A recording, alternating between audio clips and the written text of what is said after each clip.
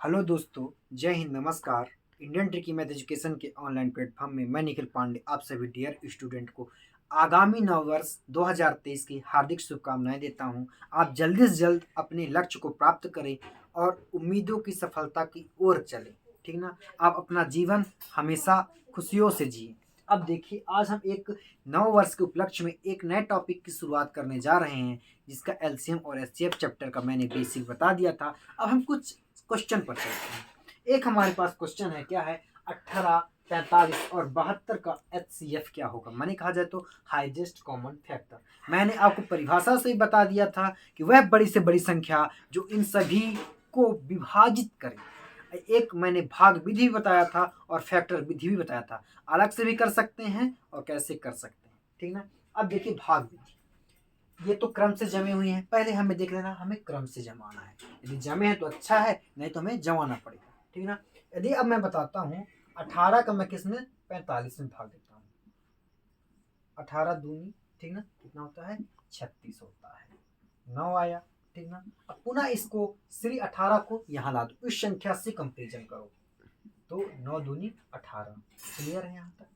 अब इस संख्या का कंपेरिजन अगली संख्या से करो तो यदि मैं 9 का कंपेरिजन 72 से करता हूँ, 8 बार में यह कंपेरिजन, अर्थात यहाँ पर शेष क्या बनता है? शेष 0 बचा। तो यहाँ का जो कॉमन फैक्टर है 9 आ रहा है, ठीक ना, और यहाँ अकेले 9 संख्या विभाजित कर रहा है, अर्थात यहाँ पर क्या होगा? Option A is the right answer होने वाला है। आपका रिजल्ट 9 कैसे होता? अब देखिए, परिभाषा को पुनः याद करिए। वह बड़ी से बड़ी संख्या जो इन सब से विभाजित, इन सब को विभाजित करे, इन सब को विभाजित करे, ठीक ना। 9 एक ऐसी संख्या है जो 18 को विभाजित करेगी, 45 को विभाजित करेगी और 72 को भी विभाजित करेगी। क्लियर है यहाँ तक मेरी बात? अब सुनना बात को, अलग से करना चाहो तो आप अलग से भी कर सकते हैं। क्लियर है यहाँ तक मेरी बात? अब चलते हैं थोड़ा अगले क्वेश्चन पर। अब एक चलते हैं अगले क्वेश्चन पर। 2/5, 3/10, 7/15 का लसापा ज्ञात करो। क्लियर यहाँ तक? यहाँ पर एक ट्रिक लगेगी, अपनी बात हमेशा ऊपर रखो। जो कहे अपनी बात हमेशा ऊपर रखना है। क्या है? हमसे क्या पूछा गया है? एलसीएम पूछा गया है। एलसीएम पूछा गया है हमसे, अपनी बात को ऊपर रखना, अर्थात हमें एलसीएम तो ऊपर लेना है, लेकिन नीचे हमें एचसीएफ लेना है। यदि कल के दिन आ जाए, हमको क्या लेना है? एचसीएफ।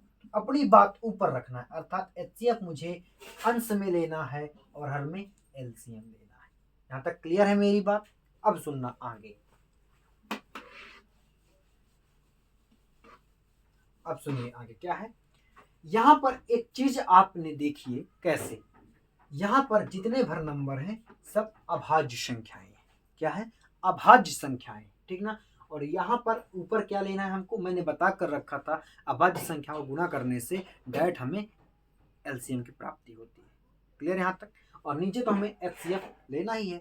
यदि मैं करना चाहूँ तो कर सकता हूँ। देखिए एलसीएम कैसे लेंगे? 2, 3, 7। यदि मैंने आपको बताकर ही रखा था, ये 2 से 1 कटेगा, ठीक ना, 3, 7, फिर मैंने 3 से ऐसे विभाजित करेंगे, ठीक ना, फिर 7 आएगा तो 700, और एलसीएम में सभी गुणा, 7 3 21, 21 दूनी 42 होता है, ठीक ना। अब देखिए थोड़ा सा आप जोड़ डालिए। क्या जोड़ डाली? अब देखिए परिभाषा में चलते हैं, बताते हैं आपको। एलसीएम की परिभाषा होती है वह छोटी से छोटी संख्या जो इन सब से विभाजित हो, इन सब से विभाजित हो। 2 5 विभाजित करेगा? नहीं करेगा। 3 5 को करेगा? नहीं करेगा। 7 5 को विभाजित करेगा? नहीं करेगा, ठीक ना। यहाँ पर भी वही सेम टू सेम कंडीशन आ रही है। चलिए अब यहाँ पर देख लेते हैं। 2 42 को विभाजित करेगा? डेफिनेटली करेगा। 3 विभाजित करेगा? डेफिनेटली करेगा, क्योंकि 3 का विभाजता का नियम ही होता है कि अंकों का योग 3 से होना चाहिए। 4 2 6, और 3 के यदि मैं टेबल में चलूँ तो 6 आता है। 7 से 7 6 42, अर्थात यहाँ पर अंश क्लियर होने वाला है। पर यहाँ पर देखिए क्या विभाजित होगा? डेफिनेटली विभाजित नहीं होगा। अर्थात मैं अब बात करूं, हमको अंश में क्या रखना है, मैंने बता कर रखा था अंश में क्या रखना है और हर में क्या रखना है। अपनी बात को ऊपर रखना है। अंश में क्या रखना है, हर में क्या रखना है? अपनी बात को ऊपर रखना है। क्या ऊपर रखना है? लसपा। क्या ऊपर रखना है? लसप्पा, लघुत्तम समापवर्तक, और नीचे होगा महत्तम समापवर्तक। क्या होगा? महत्तम समापवर्तक। हमारा लसप्पा कितना आ रहा है? 42 आ रहा है। कितना आ रहा है? 42 आ रहा है। अब नीचे में मसप्पा लेना है। क्या लेना है? मसप्पा। मसप्पा की परिभाषा में यदि मैं जाऊं, वह बड़ी से बड़ी संख्या, वह बड़ा सा बड़ा नंबर जो इन सभी को विभाजित करे। कौन विभाजित करेगा?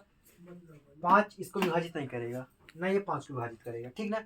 अब देखिए 46 भी नहीं करेगा, 5 करेगा, ठीक ना। पर यहाँ पर कंडीशन देखिए ना, हमें लसप्पा भी देखना है, ठीक ना। तो लसप्पा हमारा 42 बन रहा है, पर इसका लसप्पा तो 42 नहीं बन रहा है। क्या इन सब से विभाजित होगा? नहीं। 47 इन सब से विभाजित नहीं होगा, 42 इन सब से विभाजित होगा। पर यदि मैं मासापे की परिभाषा में जाऊं, इन सब को विभाजित करेगा। मासापा का अर्थ ही होता है बड़ा से बड़ा पहाड़ा। 5 बड़ी से बड़ी संख्या है जो 5 को विभाजित करेगी, 10 को विभाजित करेगी और 15 को भी विभाजित करेगी। क्लियर है यहाँ तक? तो 42/5 इज द राइट आंसर होने वाला है। क्लियर है?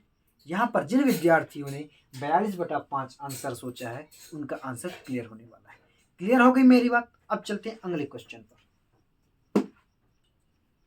12, 15, 18 तथा 21 का HCF होगा। ऐसे क्वेश्चन लगाना नहीं है अब अपने को। 6 से विभाजित हो रहा है, क्या क्या विभाजित हो रहा है? 6 को क्या क्या विभाजित करेगा? 6 वह छोटी बड़ी से बड़ी संख्या हो जो इन सबको विभाजित करे। 6 दूनी 12, 6 त्रिक 18, चलिए 2 हो रहे हैं और नहीं हो रहे हैं। 8 दूनी 16, 8 त्रिक 24, नहीं है, चलिए 12 को उठाइए, 12 एक अन्य 12, आ ही नहीं रहा। 3 इज द राइट आंसर होता है। 3 वह बड़ी से बड़ी संख्या है जो इन सब को विभाजित करेगी। मैंने बता कर रखा था क्या एलसीएम और एचसीएफ में 2 बातें बहुत महत्वपूर्ण होंगी, एक तो से होगी और एक को होगी। या तो छोटी से छोटी होगी, छोटी से छोटी होगी, या तो छोटी से छोटी होगी, या तो बड़ी से बड़ी होगी, बड़ी से बड़ी होगी। यदि 2 चीज में अंतर समझ लेना, अब आगे आपको कोई तकलीफ नहीं होने वाली। अब देखिए 3 इसको 12 को विभाजित करेगा, 3 15 को विभाजित करेगा, 3 18 को विभाजित करेगा, 3 21 को विभाजित करेगा। बड़ी से बड़ी संख्या का हमें पहाड़ा चलाना है। 3 चौको 12, 3 पचे 15, 3 छक 18 और 3 सत्ते 21। क्लियर है यहाँ तक मेरी बात? अब चलते हैं अगले क्वेश्चन पर। अब यहाँ पर देखिए वह छोटी से छोटी संख्या ज्ञात करो जो 8, 10, 15, 16 और 20 से पूरी पूरी विभाजित बांटी जा सके। एक बात रखना, मैंने क्या बता कर रखा था? वह छोटी से छोटी संख्या अब 20 से पूरी पूरी बांटी जा सके, हमेशा क्या दर्शाएगा? तो एलसीएम को दर्शाएगा। किसको दर्शाएगा? एलसीएम को दर्शाएगा। और यहाँ पर यदि होता बड़ी से बड़ी संख्या इनको पूरी पूरी विभाजित करी, इनको तो को आ जाता तो क्या हो जाता? एचसीएफ को चला जाता। अब देखिए करते हैं इसको। 8, 10, 15, 16 और 20।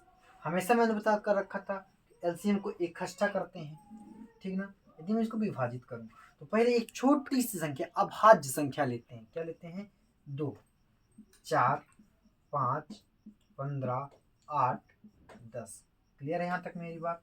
फिर पुनः आ जाओ 2, 5, 15, 4, 5, पुनः आ जाओ। ऐसे करते करते यही क्रम में आगे बढ़ना है। 2, 1, 5, 15, 2, 5, पुनः काटो 2 से 1, 5, 15, 1, 5। मैं ये छोटी छोटी चीज क्यों बता रहा हूँ? मुझे सबको लेकर चलना है। सभी प्रकार के विद्यार्थी यूट्यूब से जुड़े हुए हैं। अब देखिए, अब 3 से काटेंगे, 1, 5, 5, 5। मैंने 5 से काटा, 5 से 1, 1, 1, 1, ठीक ना। 5 टाइम 15, 15 दूनी 30, 30 दूनी 60, 60 दूनी 120, 120, 240।